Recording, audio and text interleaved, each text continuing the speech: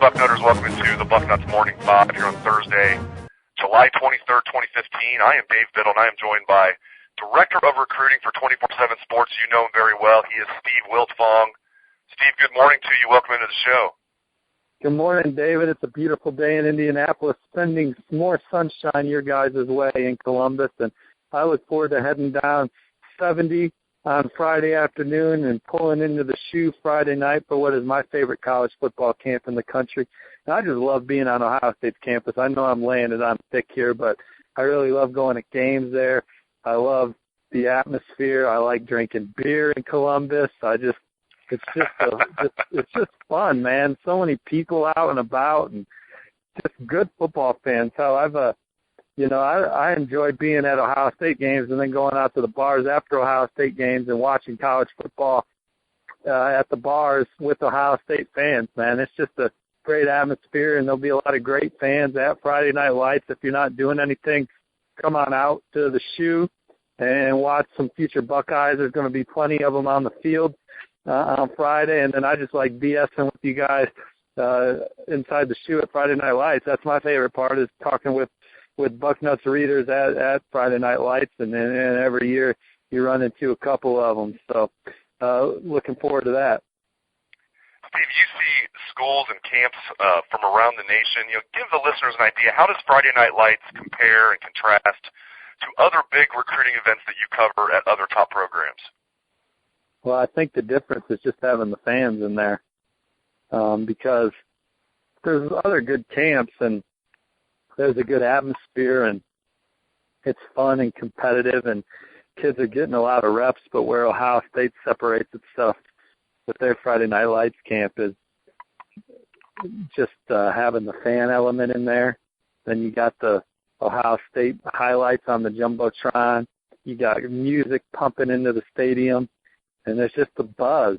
And the fans are engaged, talking to the prospect, saying stuff to the prospects on the field, and just it's just an exciting time. And normally there's a few guys that really steal the show, which adds to the element of it. I remember a couple of years ago, Damon Webb and Eric Glover-Williams really putting on a show, and Jerome Baker really dominated that camp, one year, and it's just a fun atmosphere. But the difference is the fans being in the stadium.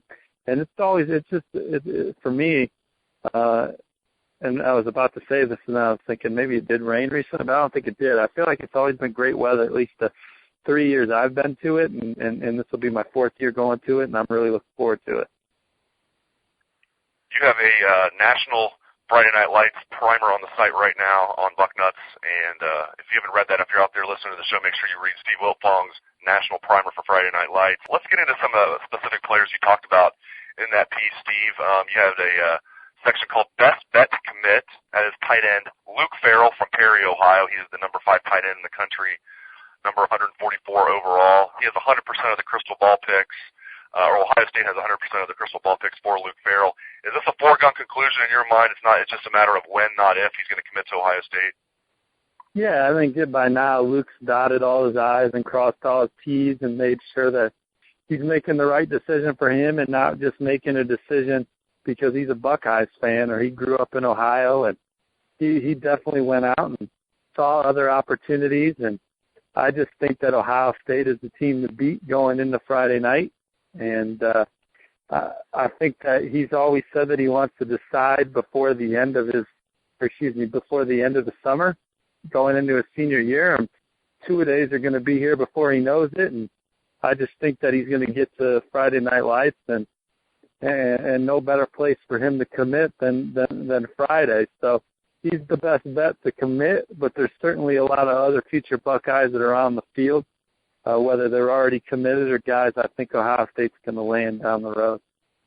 And Steve, you also have a part of your piece called Pivotal Visitors. Let's get into that. Starting out with Andrew Pryts, the safety from Hermitage, Pennsylvania, number 18 safety in the country, number 313 overall according to the 24/7 Sports Composite. As you point out, this will be his second visit to Ohio State. Crystal ball picks favor the Buckeyes, but not by a lot. 55% crystal ball to Ohio State, 40% to Penn State. Give us your thoughts on Andrew Pryts. Well, I don't think he's going to Penn State. He is a Penn State legacy, and at one time the crystal ball was 100% Penn State, but it has been trending Ohio State's way since I believe I put my crystal ball in.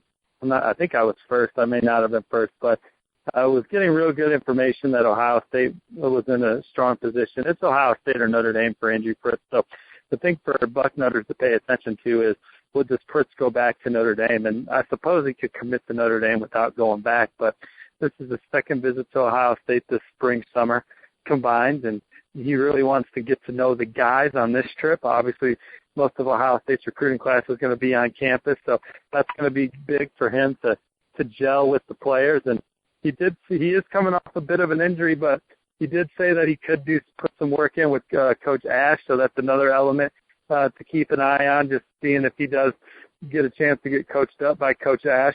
And Pryts is in the top 247 for 24/7 Sports. We like him a little better than Scout, Rivals, and ESPN, I believe, or at least when you combine it all. His 24/7 Sports ranking is higher than his composite ranking, but I think his ranking inside the shoe is even higher than that. He's a guy that's high on Urban Meyer on the staff's list, and a guy that they want in this class, and they're excited to have him in Columbus this weekend, and we'll see what happens from there. And Donnie Corley, he's obviously going to be here for Friday Night Lights. I know Michigan State is the leader, Steve. What's your gut feeling on Corley? Do you think the Buckeyes are an extreme long shot, or how would you characterize it? I mean, I can only go with what I'm told by people that, are in the Detroit Kings circle, and I do think Michigan State is in the best position right now, but people have told me that Donnie has favored Ohio State before, so there's no question he's interested in the Buckeyes. He's coming back for Friday Night Lights. Tennessee's a player. They're in there. Michigan State is the easy, safe prediction right now for Donnie Corley, but if he picked Ohio State or Tennessee, I wouldn't be surprised based on what I'm told. But, yeah, he was going to commit at the opening. There was some buzz he was going to commit at the opening. And one of my best sources on Donnie said for me to then just keep my crystal ball on Michigan State, and he obviously arrived wearing Michigan State gear. But no doubt he likes Ohio State, and he's coming with his parents, so that's big, and we'll see what happens. There's four more players I'm going to ask you about, Steve. We'll start with Damar Hamlin, corner from Pittsburgh, Pennsylvania, number 13 corner in the country, number 142 overall prospect according to the 24/7 Sports Composite.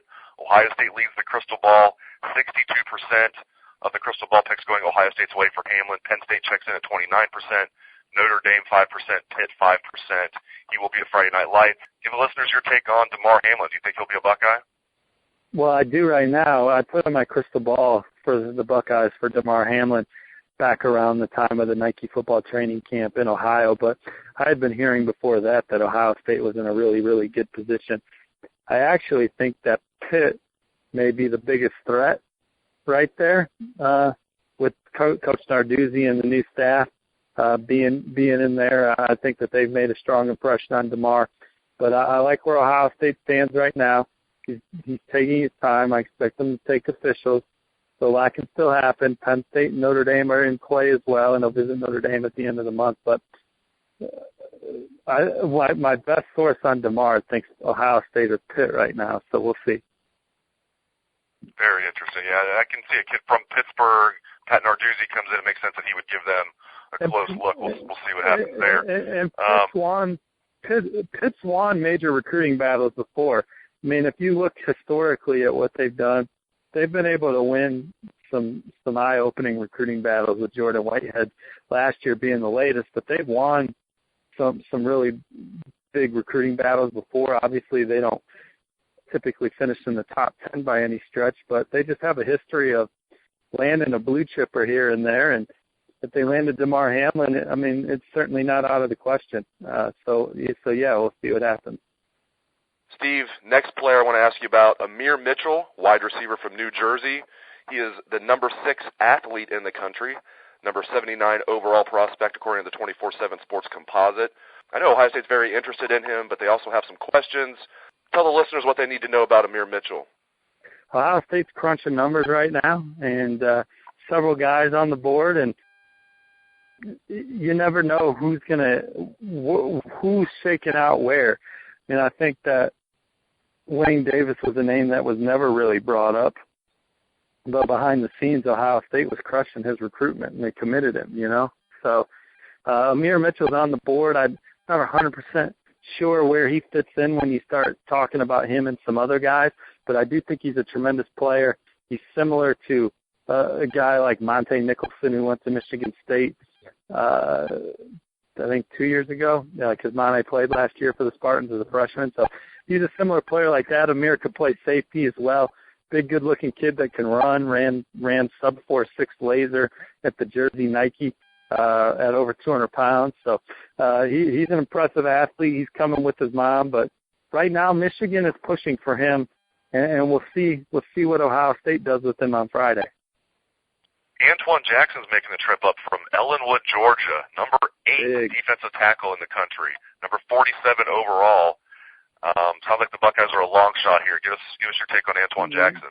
Well, Ohio State's in the top 2. I wouldn't call him a long shot. Auburn and Ohio State are at the top of the list. There's some other schools in play. But getting him back so soon after his first visit, which made a big impression, is awesome. And really, the reason why it's so big is because now you're getting them back for an unofficial. You try and get them in for another unofficial this fall, and then you try and get them in for an official after that. And the reason why I say all that is, Auburn's had them on campus 11 or 12 times already, and they're going to get them back. And so that's what you're battling. But at some point, several visits, whether it's 3, 4, 13, 14, I know that sounds a little weird, but how many, it puts Ohio State in the game if they get them there several times, 3, 4 times. And they're in it already, but, the familiarity with Auburn compared to the familiarity with Ohio State right now, he could go to Auburn and give you and I a tour, But with Ohio State, he's still learning. But they're in it. They're very much in it, Dave. And so we'll see what happens. And this will be – he knows all those SEC kids. He knows all those kids that are going to go play at Georgia and Auburn and Alabama. He's going to get to come up to Ohio State Friday night and really gel with those Buckeyes recruits. And he got to do that some at the opening. But it's going to be a fun atmosphere where he's going to be hanging with those Ohio State commits and Ohio State players. That's another thing I love about Friday Night Lights. You go, and this is just a salute to Nick Marotti, who I feel like I salute every other time I'm on here. But, man, you go to Friday Night Lights and you see the freshmen. You see the freshmen on the field, the guys that signed or the guys that enrolled early. And you're like, damn, those suckers got big, And so you get a chance to see how much bigger these Buckeye signees get from the time they put their name on the dotted line to enrolling early to going through a session with Mick Marotti, man. These suckers get big. And so they'll be on the field, and Antwuan will get a chance to gel with some of the young guys on the Ohio State roster as well as the guys that would be committed in his class. So that's a big thing for him and Andrew Pryts, and so we'll see how that goes. And the Buckeyes have some prominent players from the state of Georgia on their roster, like Raekwon McMillan, Von Bell. Stephen Collier's not a prominent player, but he's another guy that can help recruit. Guys that are from the state of Georgia. It's not like they're just coming up from Georgia, and because people could say, look, if you go to Ohio State, you're not from Ohio, they're not going to give you the same look. But these Georgia kids are coming in there and making an impact as young players, cracking the 2 deep as true freshmen and playing a lot, and then entrenched as starters as their career goes along. We got to get the crystal ball updated on young Mr. Jackson. It's 61% Auburn, which makes sense, but then 26% South Carolina, 9% Alabama, just 4% Ohio State for Antwuan Jackson. That's why I wanted to know if he was a long shot. I'm glad you set me straight though, Steve. He is not a long shot. We'll see what happens. Last guy I want to ask you about, Terrance Davis. Now, he might be a long shot for the Buckeyes. We'll see what you think about this. Number 2 offensive guard in the country, number 75 overall prospect according to the 24/7 Sports Composite. Crystal ball, only 2 schools are listed. Michigan, 76%. Maryland, 24%. He's from Hyattsville, Maryland. Do the Buckeyes have much of a shot here? Well, I do think, and I apologize for my cheek hitting those buttons, but I do think that Michigan and Maryland are in the best spot. But I do think Terrance is going to see this thing through. And it's kind of the same thing as Amir Mitchell. I mean, we'll see what Ohio State does here. I think that they have as much a say as what the kids are, because, again, the Ohio State class is about getting close to the end, and this Terrance Davis fit into the plans. I mean, obviously they like him. They wouldn't be bringing him in. And so from there, I don't know where he fits in after that, but he's a talented prospect with a ton of upside, and he's supposed to be coming with his mother if they do come, so that's big because, I think she's going to have a serious say on the recruiting process, and some people are like, well, it's the mom, no duh, but honestly, sometimes the mom doesn't have any say, so that's why I'm pointing this out. So she's a factor in the decision, and so we'll see if he makes it, and then we'll see how it plays out afterwards and where he falls on Ohio State's board. Not that they don't like him, but just, they're trying to finish out a class here. That's ranked number 3 in the country by 24/7 Sports going into the weekend and probably going to get better. Steve, thank you very much for your knowledge, my friend. I look forward to seeing you tomorrow night at the Horseshoe. Biddle, I'll be there, brother. He is the man. He is Steve Wiltfong. He is the director of recruiting for 24/7 Sports. I am Dave Biddle. You are the listeners, and I thank you guys, as always, for tuning into the show. I really appreciate it. Hope everybody has a great day. Take it away, best damn band in the land.